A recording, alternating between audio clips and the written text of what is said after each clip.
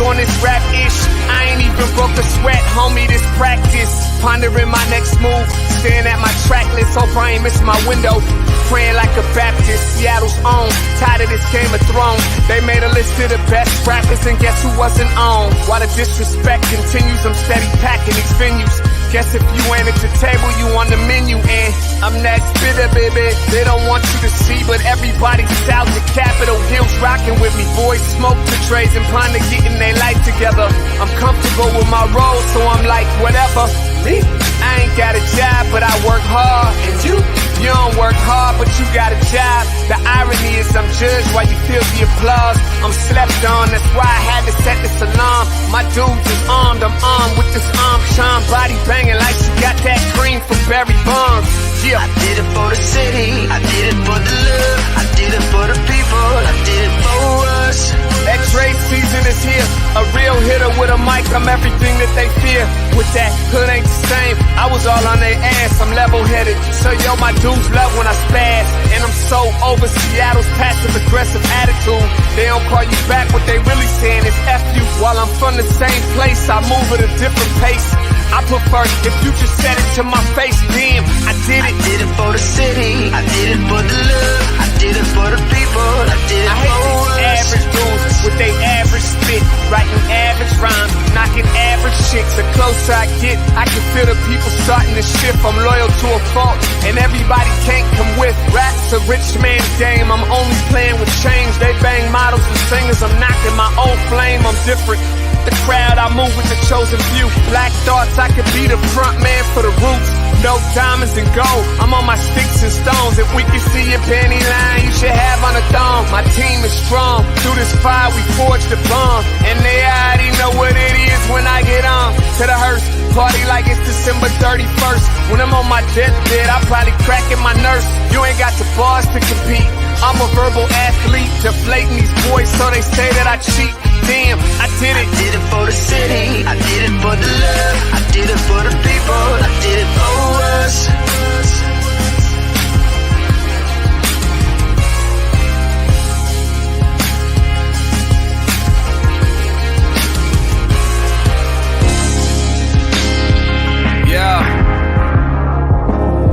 I should probably start by apologizing for the long wait, man.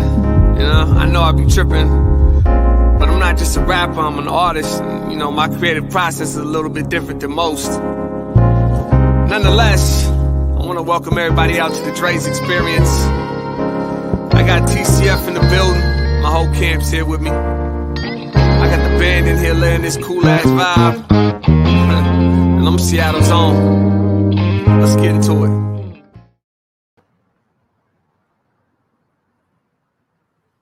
Grand Rising, everybody. Happy Wednesday to all of you out there. Welcome to the Morning Update Show. I'm your co-host, Trey Holiday. And of course, we have another great episode for y'all today. Thank you so much for joining us. Got to bring in my guy, Big O, co-host with the most. What up, Big O? Good morning, Trey. How are you? Grand Rising, my friend. I'm doing well. Happy Wednesday to you. Yeah, it's Wednesday, halfway through this week. Yeah, making it work, you know? A few more days to go. Good morning, everybody. I want to welcome you to the Morning Update Show and remind you, right now is a perfect opportunity for you to tag and share the stream. Go ahead and tag and share the stream with people you feel would appreciate culturally relevant news and information emanating from right here in the Emerald City. Want to give a big shout out to our partners over at the South Seattle Emerald and KBCS 91.3 over at Bellevue College. Want to remind everybody that you can listen to the Morning Update Show anywhere that you listen to your favorite podcast. We've got SoundCloud right there in the links, but you know, you can also go to Google, Spotify, iTunes, anywhere that you listen to your favorite podcast. Also very important right here is that the COVID-19 vaccine is readily available right here in King County. We've got a link going in over there into the comments. You can just click the link and you can find somewhere close to you where the vaccine is available. I want to remind everybody that the vaccine is free. It is free. Everybody's telling you to pay for the vaccine, run fast. And in some cases, you can get vaccinated at home. They'll bring the vaccine to you. It's a good service, huh? Yeah, absolutely it is. And I know that people are also going through their insurance at different drug health stores, pharmacies, and things like that. So it's really all over the place. But King County is being intentional to make sure that there are spots available if you need it for free. So please utilize that service. It's a great service that the county is providing, trying to make sure that people stay safe and healthy. Yeah, no, good stuff. I just put the link in there right now. We're a little short-handed this week, by the way, but it's a good skill set here at Converge because everybody knows how to do a little bit of everything. You know what I'm saying? And big shout out to Selman, who's live directing over there. I got it right, huh? Yep. Yeah. Hey, you see what I'm saying? Shukran, brother. All right. Who's live directing over there. So we're all pitching in. It's a bit of a short show today as well, but we're going to cover a few things here. We had an update. Is that also the news from the border? We talked about the Haitians down there yesterday. And so apparently the U.S. government is now allowing some Haitians into the U.S. They had been like flying them right back to Haiti. And I think that some of the images, not even images, what's really going on down there at the border in Texas was so impacted people. I said on all sides of this issue. Usually things are real politicized here, but I think what we saw coming out of Del Rio, Texas, was very disturbing on a lot of different levels. So right now, what they're trying to do is they're trying to bring asylum seekers in.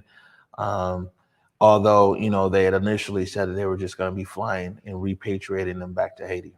Well, this is a great update, as we talked about this entire time when we've been covering this is, how are we being compassionate at the end of the day? And I think that this is really a step in the right direction. It's kind of shocking that this wasn't already the case to begin with, because it's not as if, it's unknown what's going on in Haiti. It's very widely publicized, widely known. And so the idea is that many of those folks that we see out there are going to be seeking asylum. I'm glad that we as a country are really making note of that and are adjusting our protocols and doing something different, because the way that we've been dealing with it has been atrocious, to be honest. And I'm really glad that this is a step towards really bringing people in a way that is, going to be measurable and okay for them to really find the resources that they need. It's important. Right. And, there's thousands.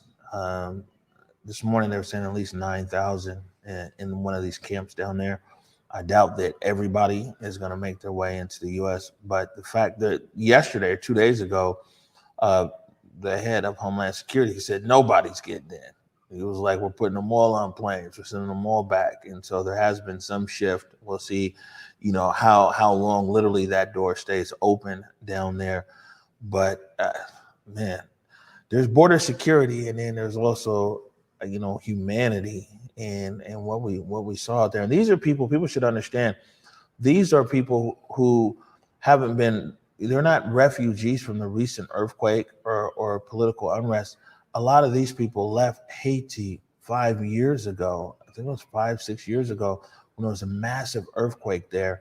And then they moved over to Central and South America. And a lot of them had, jobs in Brazil and in other countries. And then they've migrated up there to the Texas border to try to enter the United States. So these aren't people who just ran from Haiti a few weeks ago and now they're over there. These are people who've really been refugees for years and just trying to find a home. So next up, what do we got here? Keeping it on the short timeline. Oh, I got a big shout out to my Auntie Georgia. She's watching down in Rocky Mount, North Carolina. Hey, Auntie, I forgot to get that wine. I'm gonna be back by there. What do we got here? We've got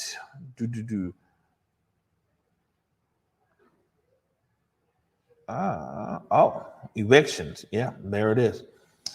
So with sixth extension of COVID-19 eviction moratorium, Seattle buying more time for federal aid, new programs to help tenants and programs. So yeah, this is from the Capitol Hill Seattle blog, our buddy Justin Carter right there. I'll go ahead and put this one into the comments. Man, for a lot of people, depending on who you talk to, Seattle has dodged a bullet if you're a renter behind on your rent.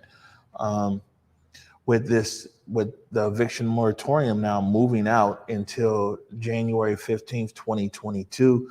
And I mean, also there's different programs people are trying to look at for landlords or small landlord relief, because it's an awful long time. The small landlords, all landlords, but you know, particularly small landlords have gone without getting rent. Yeah.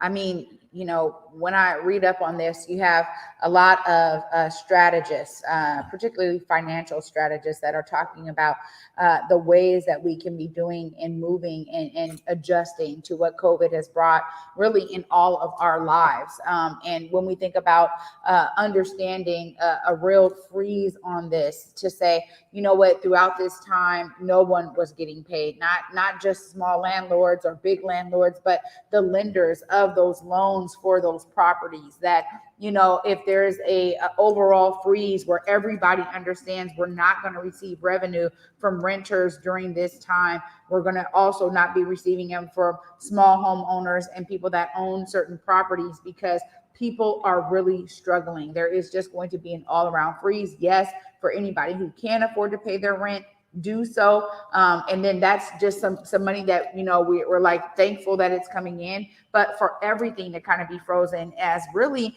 this is when I say a kind of a top-down approach, because it really does need to come from federal regulation. So I love that that's in there in this article, that, you know, all these moratoriums have really been waiting for some type of, if it's a stimulus package or something else that says, okay, this is how we're going to deal with, you know, our renters in this nation and in this country. That's really what's needed right now. So again, you know, we'll see how this plays out. I think the Biden administration has a real opportunity to do something that is innovative, that is bold, but that's also really necessary in this time that we find ourselves in. And when we talk about, you know, really caring for families, you know, stimulus has been okay to inject certain money into the economy, but ultimately we're talking about people and their living. This is really serious, because you got to have, you know, they say food, shelter, and water, right? And at the end of the day, you know, we do a lot of work for those that are unsheltered. And now we have to really be thinking about those that have shelter,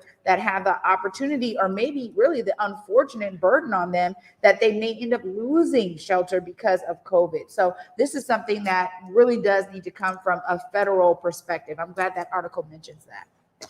Yeah, well, and also as well, there's resources in this article put out by the Capitol Hill Seattle blog, Justin Carter. There's some links in there. It talks about the program with the King County courts and some everything else.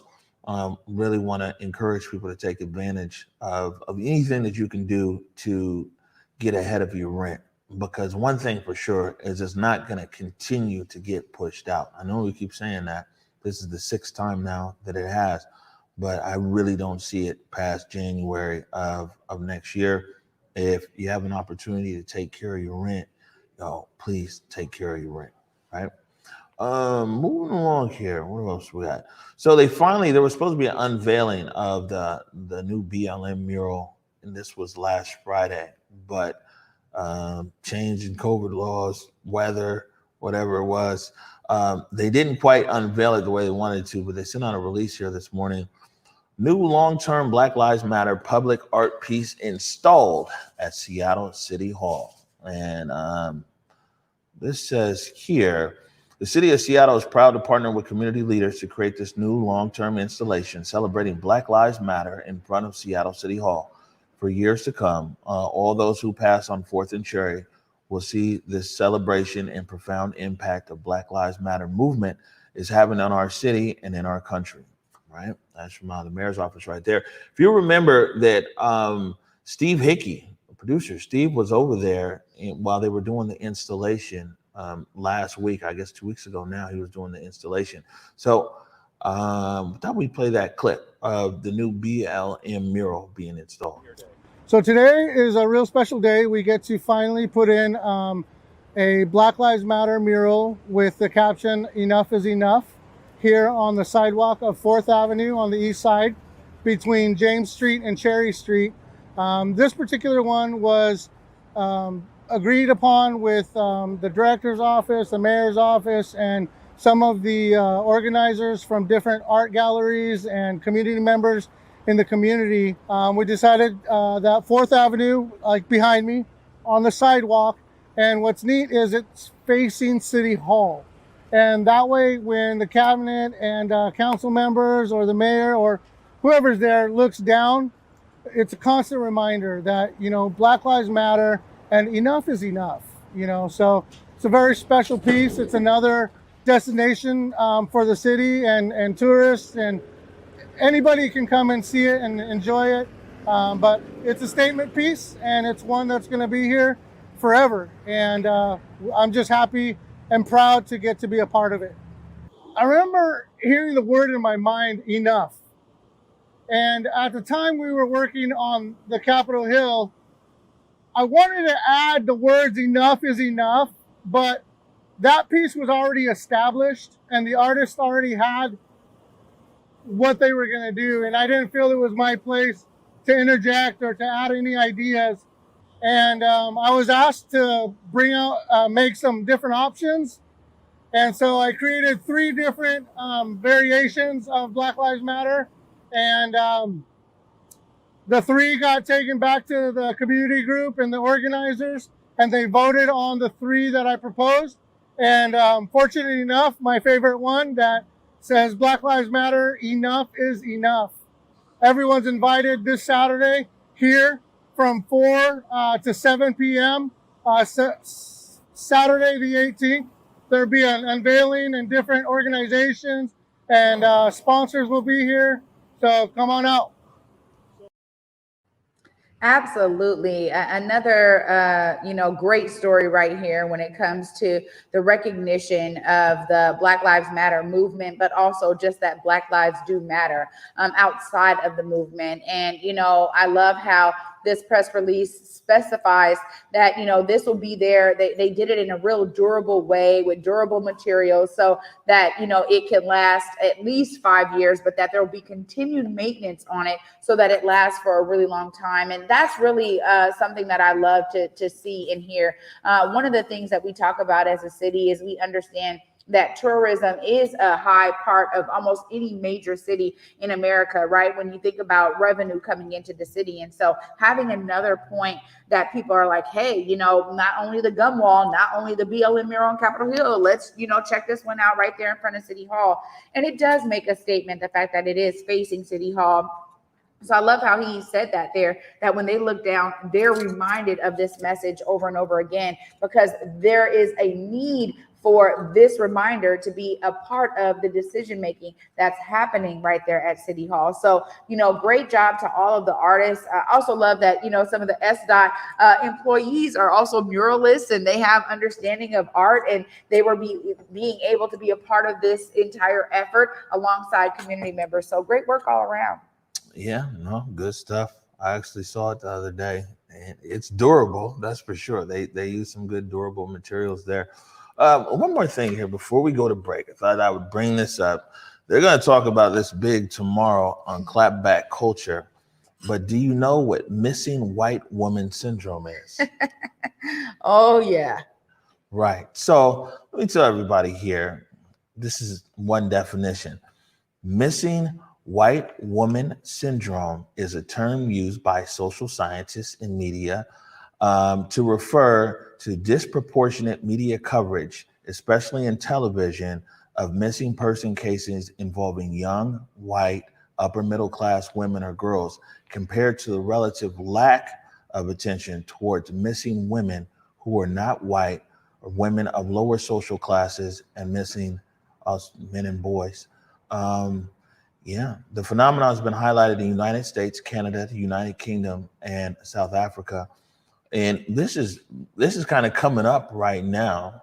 It comes up every once in a while when media jumps on one of these things here, but it's unfortunate. And also, I want to make sure I'm not making an equivalency here. That this case of Gabby Petito, who was found murdered now, that the coroner identified her body. This is a story that's captivated all the national news outlets. Major coverage. Major coverage there in Utah, across the Southwest, also down in Florida and everything else. And as a father of 2 daughters, it's tragic, and there isn't a but to that. That's tragic. And if it was my daughter, I would want the world's media covering or trying to help and find answers, right? So I want to be clear on that. The issue around missing white woman syndrome, though, is that when there is a missing white woman, that it gets extensive media coverage. In this area here, where unfortunately where Gabby was murdered, there's been over 700 missing people, mostly indigenous. And we forget we actually have to have whole campaigns when there's missing or murdered indigenous women, and let alone all across these other communities here. And so what we're seeing in the news the last few days is there is people actually talking about the missing white woman syndrome. This is important. I think as we think about what it looks like for us to be learning lessons from the past, and I think that's what really makes us better as we move forward day by day. But the truth of the matter is that I'm glad that this is being addressed. I remember when I was at King 5, there was a couple cases, and you had a lot of chatter in the newsroom around people saying, but what about this person? How come we're not highlighting this? How come we're not sharing this story of this Black family or this indigenous family or, this particular individual that's non-white? I mean, these were things that were happening back then while I was there in the newsroom. And it's really intriguing because a lot of the times in major media, stories come off of the wire, right? And every news outlet has access to this wire. And so whatever their producers pick up oftentimes is something that is happening at a national level for a lot of these major media outlets. So the idea is that, some are saying, oh, well, this story is now getting, national attention. Let's make sure that we're also putting it on our local station so that we can be a part of sharing and telling this narrative. But I think it's really important to note that what you highlight there, about there being over 700, missing persons cases that really have not gotten this attention out of the same location. It really, really bodes to understand the parameters and the characteristics of missing white women syndrome. So I love that this is now being talked about again. And you're right, it's been hit or miss over the years, as people dive into one story versus others. But we've been literally, I know when we had National Indigenous Day, we talked about the fact that there were so many women that have been missing in the indigenous community. And that was a day that, people were supposed to wear red, really in recognition of this. And the idea is that it comes from like this community voice, and it's never really like major media saying, this is a story we need to be telling. Really is disheartening. And I don't want to compare the two either, but I think that this is a real example of what we're talking about in terms of what gets picked up and what doesn't. Right. And one of the things we talk about is that most of the newsrooms across America, the majority of the newsrooms or news director is a white man who comes with his own unique perspective of what's an important story and what's not an important story. And it's so many. I mean, like I said, I would try to be objective about things. If I was her parents, I would welcome that. Of course, you want everybody talking about it, try to find some answers. And really that media coverage allowed other people who happen to see this guy who's currently a suspect or a person of interest, because they saw this coverage, like, oh, I saw this guy, and they found a video on their phone, or I saw him here, and it's really helping the police put this case together. But it really makes you wonder that it's like time and time again when people of color come up missing, especially women. And what we talked about is that there's so many women that have come up missing of color that are equal in stature. It might be from middle class or upper class, went to college, social media influencer, and this, and so just all across the spectrum that we see here. And it really is like a syndrome. And we really see it. And like I said, when we think about it, we really have to have whole campaigns. And especially in our indigenous brothers and sisters have been yelling at the top of their lungs for years, They've been yelling at the top of their lungs for someone to pay attention and for someone to care about the missing and murdered indigenous people. And of course, we have these struggles here in our community as well. But I will say that I'm glad that this is a conversation that's now coming to the forefront. And this is something that the media itself, has to look itself in the eye and be like, okay, well, how can the media collectively do better on coverage around these stories? I agree with you 100%. Oh, and I think one of the big things to really examine the most from a major media perspective and for all news directors out there is, are you chasing the sensationalism of a narrative, right? Are you looking for that clickbait? Of course, everybody wants to have viewership. That is a part of media. It's a part of television. I understand parts of that. But I think when we're talking about something here that Omari says really locally all the time, that our council members have the opportunity to connect with the stories happening right here in their location around rising gun violence. Why aren't they saying anything? Does it need to be driven by the fact that you saying something is now a part of a larger narrative that you get to be a part of?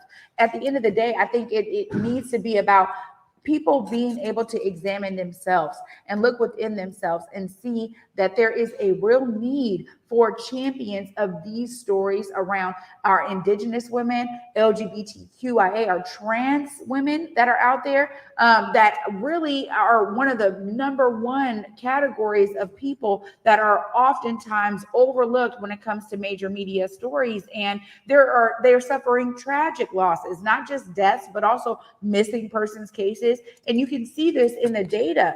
And so at the end of the day, the stories are not matching the ways that data moves when you're talking about the people that are missing and that are going through this exact situation here, that when it swarms in, you talked about it so many different ways throughout our history.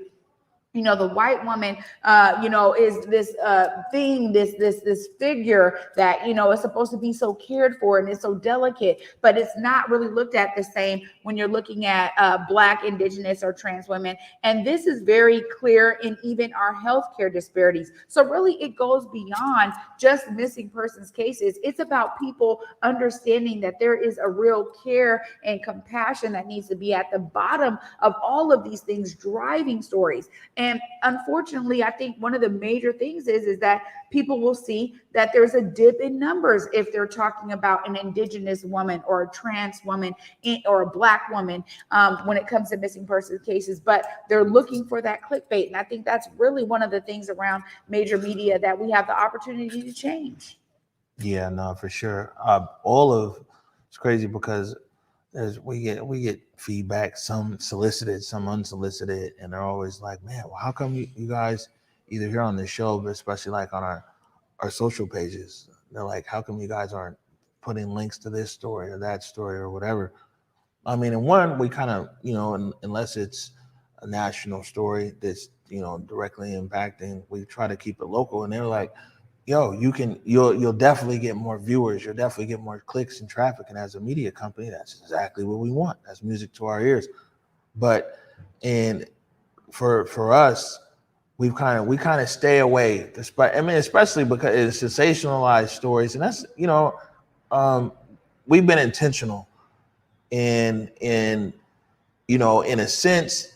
We have lower traffic. We would have much higher traffic if we pulled this headline and pulled that headline and pulled this. And I'm talking about mostly on our social platforms. If we pulled all these different headlines and put them there, but I think that we always want to be consistent in how we cover things as well. And it's hard to be consistent on the news that you cover if it's just the latest, hottest headline and everything else. Yeah. But all right, we're going to take a quick break right now. When we come back, it's time for Support Black Business. You're watching the Morning Update Show.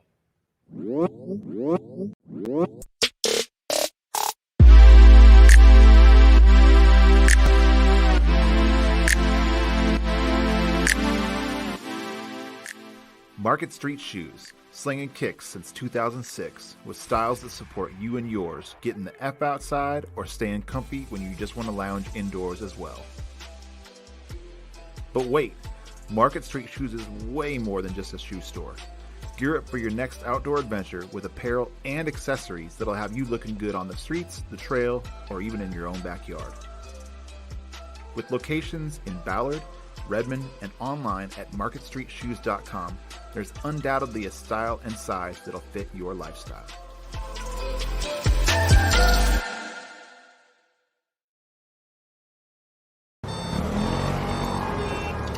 Businesses are largely in COVID. Small businesses have been almost twice as likely to shutter. Disproportionately so. More than half of Black business owners struggling to obtain federal paycheck protection. COVID-19 on African Americans. You know, somehow we always find a way to rise.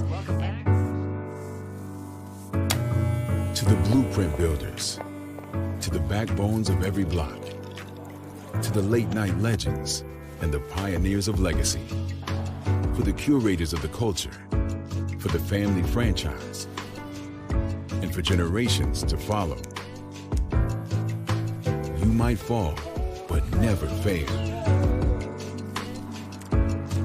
Keep rising, keep rising, keep rising.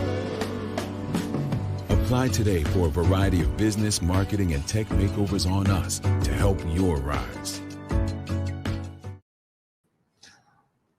Welcome back, everybody, to the morning update show. Which one? You got pick one? No, there we go. You know this is my segment, Chief.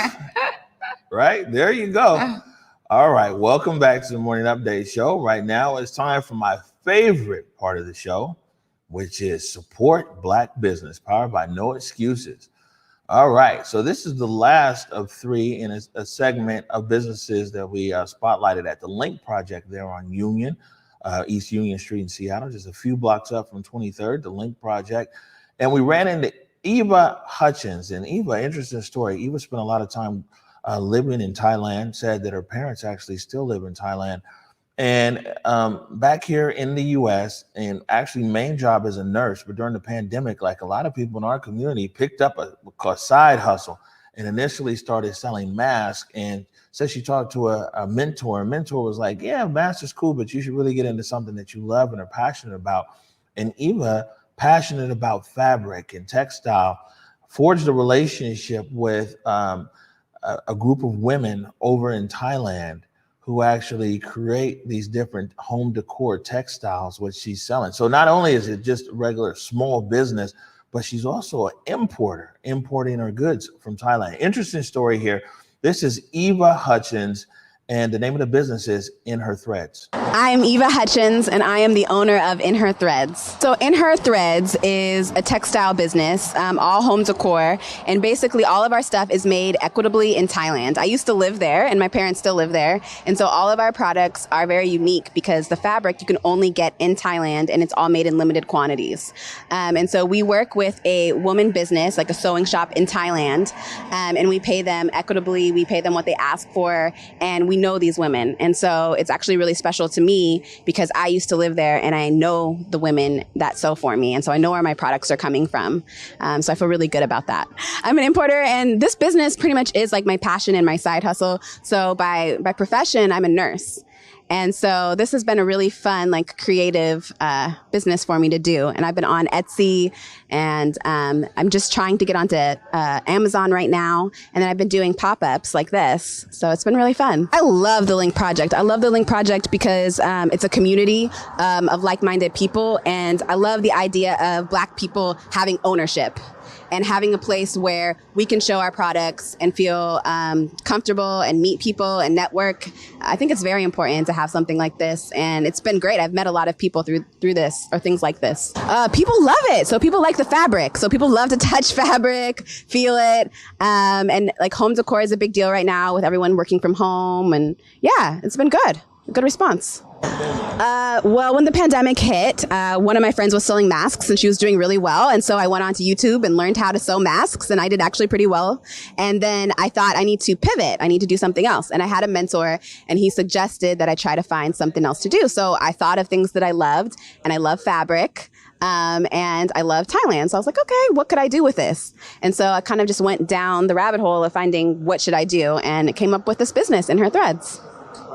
I'm on Etsy. I have Etsy shop, In Her Threads LLC. I also have my Instagram, In Her Threads LLC. And then I also have my own website. So inherthreads.com. So you can check me out any of those ways. And then I'm also here at the link. So my products are here. If you ever want to come down and shop here, my stuff is here as well. Wow, amazing story, Eva. And thank you so much for sharing your passion with the rest of us out here in community. And clearly, as a digital Etsy shop, you're also doing it globally. Congrats to everybody who's been out there over there at the Link Project. This is really such an amazing story because, again, one of the things that I love when I'm talking to business owners is their origin story, right? And everyone has something so unique. And I think the pandemic, COVID-19, has birthed a lot of businesses because people were like, look, I needed to find another way to make income or supplement my income. My hours got reduced, whatever it is, my job, I lost it, whatever. So there's so many different reasons, but even with a common thread like COVID, being able to birth some of these ideas or get people to finally leap out on faith on these ideas that they may have had for years, I just really appreciate hearing people's origins and the fact that you were there in Thailand and now you're bringing those textiles right here to Pacific Northwest. And again, through Etsy, you're doing it globally is a beautiful thing. But I also think it's so unique because the textiles you're choosing over there in Thailand may be different than someone else choosing different textiles in another place or even in the same place. And so the unique and specific nature of In Her Threads is alive and well. Thank you so much for sharing. And I hope you guys are encouraged to support businesses like In Her Threads. These businesses thrive because we become consumers. We become lovers of their brands. We bring them into our homes. And honestly, Eva's doing great work there and deserves more and more customers. So shout out to you, Eva, and the whole team at In Her Threads. Yeah, no, good stuff. And actually, I bought some. I bought some stuff. I didn't keep it though. Like I bought it and then asked Eva to give it away, and then she did. I was like, oh, man, we came here to make people smile today. Leave some money in the community and make people smile. And so I actually got a chance, pick it up, feel it, everything. It's high quality stuff. Make sure you check out In Her Threads. And that comes to Black Business Relief. Black Business Relief. All right. Want to remind everybody. So Rudge Rub closed on the 20th. And what we got going on right now, Comcast Rise. Comcast Rise is in there. It's $1 million that they're giving away in small businesses in King and Paris County.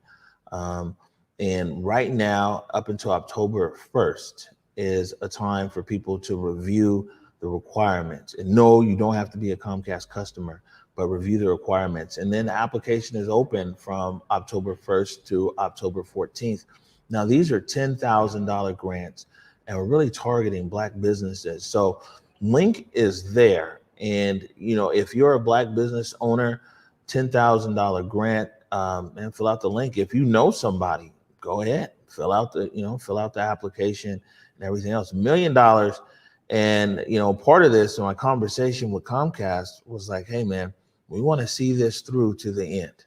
I've been rocking with Lewis almost 40 years. So like, I know it's all good, but Comcast, it's a new discussion with them. And so we want to say, hey, we don't have a problem amplifying this and getting the word out, but also we want to be there when this $1 million comes out and goes into community for small businesses.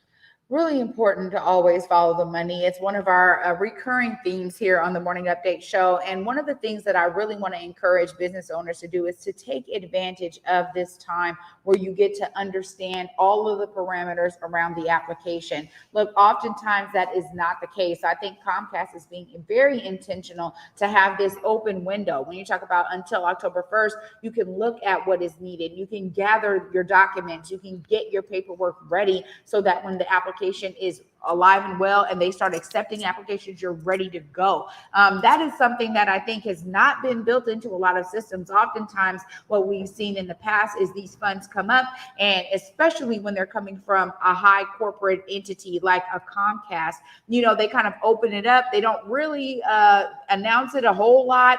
They're not really intentional about hitting the Black community or trying to hit Black news outlets. They're kind of like, yeah, we did a press release, we did a couple of little posts, we did a statement. Okay, that was good enough. Whoever we get is who we get. But they're being really intentional here, and they're also trying to make sure that the barriers are not a burden to the application by giving you this time to really review everything that you need. So please take advantage of that time. Yeah, no, definitely good stuff. We're going to stay on top of it and stay compiling opportunities for you guys. You can always go to link in bio as well, our link in bio, and you can find some links right there to grants and opportunities for Black businesses. We're going to take a quick break right now. When we come back, talk about a few upcoming events, and then we're going to get out of here. You're watching the Morning Update Show. I did it for the city, I did it for the love, I did it for the people, I did it for us. Back on this rap ish, I ain't even broke a sweat, homie, this practice. Pondering my next move, staring at my track list, hope I ain't miss my window. Praying like a Baptist, Seattle's own. Tired of this Game of Thrones. They made a list of the best rappers, and guess who wasn't on? While the disrespect continues, I'm steady packing these venues.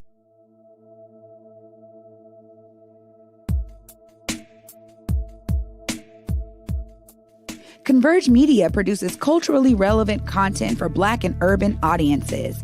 Our coverage is raw, transparent, and objective, praised by community leaders, government officials, and residents. Support Converge Media today via Venmo, Cash App, or PayPal at Converge Media.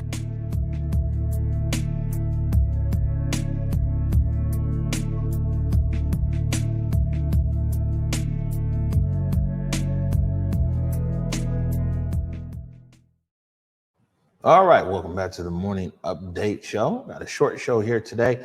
Talk about a few upcoming things, right? This is one that I'm really excited about because the Black Tones are actually going to be here in studio on October 1st.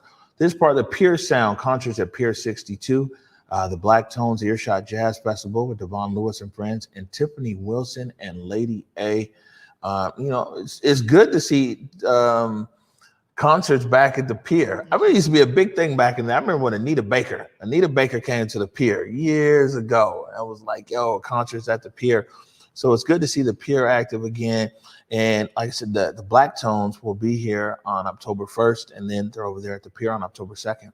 Yeah, this is going to be exciting to be able to catch up with the Black Tones and all the things that they've been doing. I mean, they've been on the scene in Seattle and now beyond for many years. And I just really remember their beginnings and being able to be like, wow, you got Black folks doing these amazing rock songs.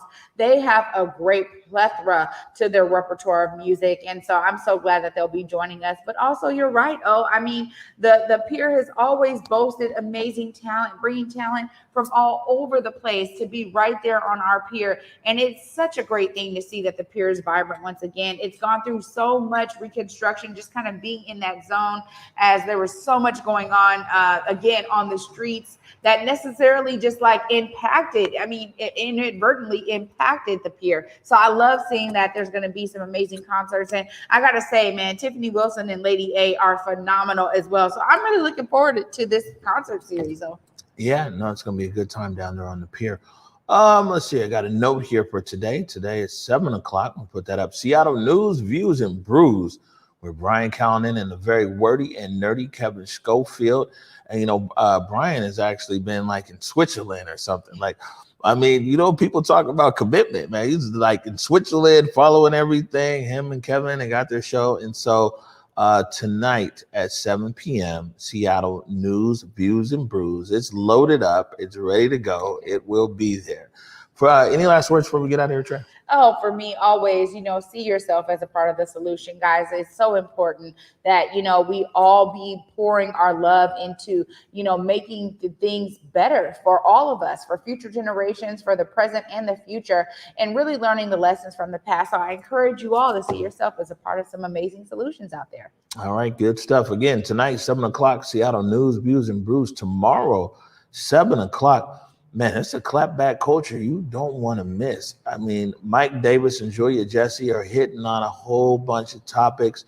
If you haven't tuned in a while, it's a time to tune in. If you've never watched Clapback Culture, tomorrow, 7 p.m., I invite you to tune in. Mike Davis from the South Seattle Emerald, Julia Jesse from right here at Converge Media. So it'll be real dope. On that note, let me remind everybody, go forward in your purpose.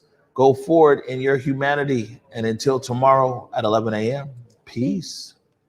Lift every voice and sing till earth in heaven ring with the harmonies of liberty. Let our rejoicing rise as the listening skies. Let it resound loud as the rolling sea.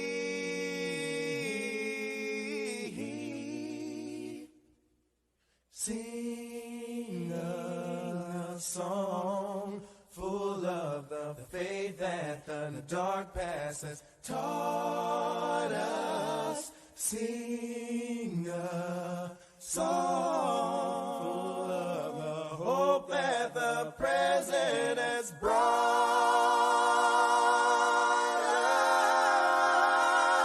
us.